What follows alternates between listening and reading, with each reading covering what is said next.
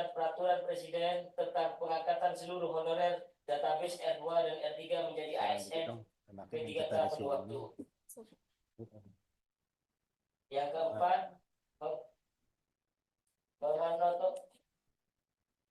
moratorium honorer database R2 dan R3 menjadi ASN P3K penuh waktu. Jadi harapan kami selama kami R2 dan R3 ini belum diangkat menjadi penuh waktu, pemerintah jangan dulu membuka CPNS, jangan dulu membuka P3K karena kami ini masih dalam janji-janji saja begitu. Jadi saya berharap sebelum kami ini diangkat menjadi penuh waktu, kami berharap jangan dibuka terlebih dahulu, yaitu tes P3K ataupun CPNS. Dan yang terakhir, menyerahkan anggaran kepegawaian kepada pusat. Karena kami ini selalu dibenturkan dengan keterbatasan belanja pegawai, dan di sini saya memohon pemerintah dan juga DPR untuk bisa memberikan suatu wewenang atau memberi tambahan untuk daerah itu bisa menganggarkan untuk belanja pegawai, atau mungkin langsung eksekusi oleh pemerintah pusat untuk anggaran belanja dari pegawai ini. Sehingga kami tidak selalu ketika teman-teman ini aksi di daerah, itu terbentur dengan kami tidak bisa berbuat apa-apa karena kami dibatasi oleh Undang-Undang 30% belanja pegawai. Sedangkan teman-teman ini yang berada di sini semuanya sudah pernah aksi di daerah masing-masing.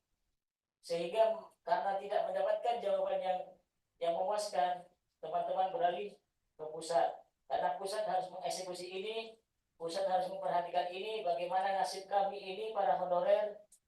Karena honorer yang sekarang ini ada, di sini ada salah satu contoh rekan kita dari Aceh. Dia membawa bayi yang masih umuran hanya 1 tahun. Dari Aceh dia terbang untuk memperjuangkan nasib dan kesejahteraan. Dari Aceh itu tidak murah, sedangkan honor kami hanya 300, 400.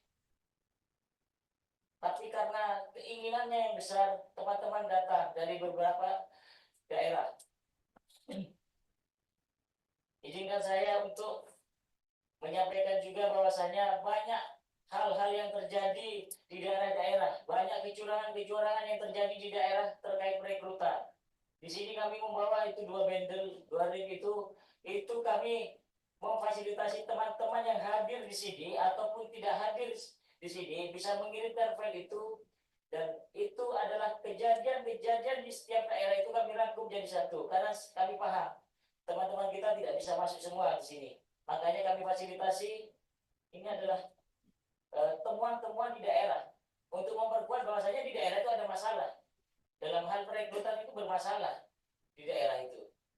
Jadi itu perlu diperbaiki Bapak dan Ibu sekalian yang saya hormati, perlu diperbaiki di daerah itu bermasalah. Kalau tidak ada bermasalah di daerah, tidak mungkin kita semua satu Indonesia ada di sini. Maka dari itu mari kita bersama-sama pikirkan Bapak dan Ibu sekalian ini yang terhormat, untuk bagaimana nasib kita ke depannya. Jangan dengan janji-janji. Kita sementara ini aman di paruh waktu. Tapi kapan kita menjadi penuh waktu? Itu yang paling penting. Jadi kepastian itu kami menginginkan ada kepastian ataupun berupa undang-undang. Sama halnya seperti di 2024, di akhir 2024 tidak ada lagi honorer. Dan seperti itu. Buatkanlah undang-undang kami. Di akhir 2025 tidak ada lagi R2 dan R3. Semuanya menjadi penuh waktu. Sehingga daerah juga berpikir, jangan dulu membuka formasi P3K maupun CPNS, selesaikan dulu kami. Kami ini yang menunggu bukan 1 tahun 2 tahun. Kami ini 20 tahun. Ada yang kurang 1 tahun itu sudah pensiun. Tapi apa?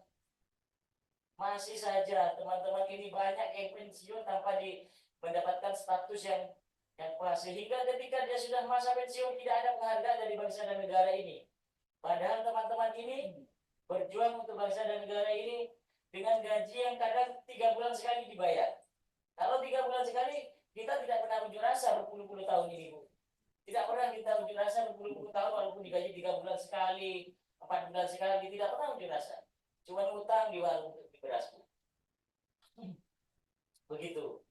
Jadi mari kita perhatikan bersama. Kami meminta kepada Bapak dan Ibu yang ada di sini, sampaikanlah kapan kepastian kita. Kami siap menunggu, tapi dengan menunggu yang pasti.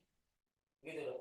Harus ada kepastian kita menunggu kapan itu, kapan harinya, kapan bulannya, dan kapan tahunnya. Tapi teman-teman menghendaki jangan sampai lebih dari 2025. Kita harus selesai ini, R2 dan R3 harus selesai menjadi penuh waktu. Itu. Karena kami sudah bosan menunggu. Dulu kami pernah mendapatkan status P2 dan P3. Setelah mendaftarkan menjadi P3K, prioritas 2 dan 3 tidak dipakai. Sama saja hilang itu status. Nanti saya khawatir juga R2 dan R3 ini juga hilang. Jadi percuma kita ditandai dengan R2 dan R3, tapi dan akhirnya kita dilupakan seperti itu. Mungkin bisa ditambahi oleh rekan saya dan Ucai. Monggo.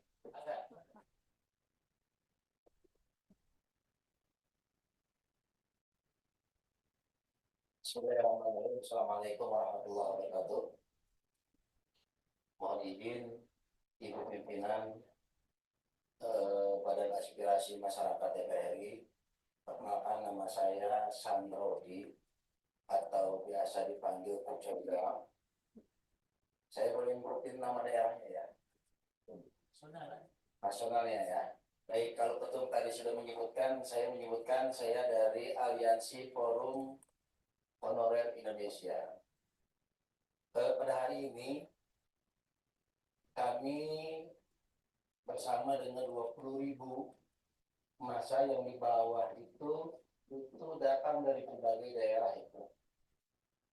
Ada dari Makassar, Sulawesi, dari Aceh, dari Jambi, dari Lampung, dari Kalimantan, dari Sumatera, Pariaman, dari Sumatera Utara, dari Banten. Ini berkumpul semuanya. Mereka nggak punya ongkos, tapi dibela-belain datang ke Jakarta, ingin menyuarakan satu saja, yaitu penuh waktu. Dalam proses perjalanan ini, Ibu, kami ini terkatung-katung. Kami ini mau dijadikan apa? Kalau kami bekerja maksimal, ya saya bekerja maksimal untuk pemerintah kami di daerah masing-masing. Akan tetapi, ini kami sangat miris ketika kok kami tidak sama dengan yang lainnya nasib kami. Padahal di Undang-Undang Nomor 20 Tahun 2023 jelas tentang ASN itu ada dua, Pak. Mungkin Bapak yang lebih tahu, karena undang-undang itu Ibu Bapak yang buat. Ada P3K dan ASN atau PNS. Nah, dari perjalanan itu, Ibu, ini ada yang menjadi terobosan yang bikin kami gembira, bahwa kami yang tenaga honorer seluruh Indonesia yang sudah masuk database portal BKN, Badan Kepegawaian Negara, itu harus lulus, Bu. Sebagaimana diamanahkan oleh undang-undang, itu Desember tahun 2024 harus sudah tuntas menjadi P3K. P3K ini tidak ada paruh waktu. P3K. Kami ini bangga sebenarnya. Bangga mengabdi kepada negara. Ada yang 15 tahun, ada yang 20 tahun, ada yang 25 tahun, tapi ternyata mereka diparuh-waktukan. Andai negara ini bisa lebih besar, saya yakin negara akan lebih melihat, memperhatikan bahwa banyak anak-anaknya yang hari ini tengah berjuang di jalan raya sana itu ingin lebih disejahterakan, lebih ditingkatkan status sosial menjadi P3K penuh waktu. Itu satu, Ibu. Yang kedua, kalau melihat dasar dari Kepmen Pan RB tahun 2025 antara nomor 15 dan 16, ini kami masih bisa, tolong dibaca deh. Itu daerah kita itu banyak yang penggajiannya 30% nggak maksimal, Ibu. Iya, kalau yang daerah lain yang mencukupi 30% untuk penggajian, ya, honorarium atau kepegawaian dan sebagainya. Ini kayak Aceh 250.000 gajinya, jajaran daerah lain ada yang 300.000. Bu, tolong diperhatikan. Karena walaupun bagaimana, kami yakin, Bu, kami yakin yang daerah ini menunggu Ibu nanti untuk menyampaikan apa yang menjadi satu jawaban kami yang kita dengarkan, yaitu penuh waktu. Mohon izin, Pak Ketua Umum, mungkin ada beberapa poin yang mungkin kita akan sampaikan nanti. Ada 5 poin tuntutan kami, dan itu mohon untuk dimasukkan ke dalam salah satu catatan atau kajian dari ibu-ibu dan bapak pimpinan di DPR RI. Mengingat ini saya melihat ada revisi undang-undang ASN. Tolong masukkan P3K. Syukur-syukur nanti P3K penuh waktu itu menjadi ASN. Negara ini negara besar. Negara ini dikelola oleh kekayaan yang sangat luar biasa. Tolong, kalau kami turun ke sini, rasanya malu nggak kira-kira? Ya, kalau sudah menuntut dan sebagainya, saya yakin Bapak Ibu itu lebih memperhatikan apa yang menjadi harapan kami. Harapan kami, cita-cita kami, seluruh Indonesia, dari Sabang sampai Merauke, itu menunggu Ibu. Menunggu perjuangan kami hari ini. Ingin semuanya menjadi